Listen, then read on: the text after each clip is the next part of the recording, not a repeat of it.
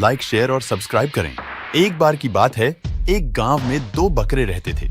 एक का नाम कालू था और दूसरे का नाम भोलू। दोनों बकरे बहुत हट्टी थे। एक दिन वे दोनों जंगल में चरने के लिए गए।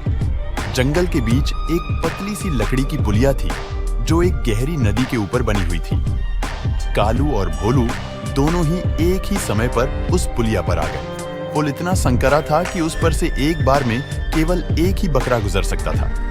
कालू ने कहा, पहले मैं जाऊंगा, तू रुक।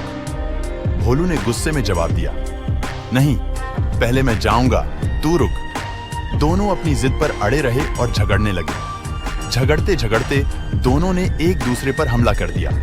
उनके सींग आपस में टकराने लगे। इस दौरान उनका संतुलन बिगड़ गया और दोनों बकरे नदी में गिर गए। नदी का पानी बहुत तेज था और किसी तरह तैरते हुए दोनों किनारे पर पहुंचे। भीगने और ठंड से कांपते हुए दोनों को अपनी गलती का एहसास हुआ। उन्होंने सोचा, अगर हम जिद न करते और समझदारी से काम लेते तो यह हादसा न होता।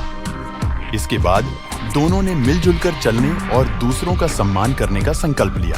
यह कहानी हमें सिखाती है कि जिद और हठ से कोई फायदा नहीं होता। समझदारी और आपसी सहयोग से ही समस्याओं का समाधान हो सकता है।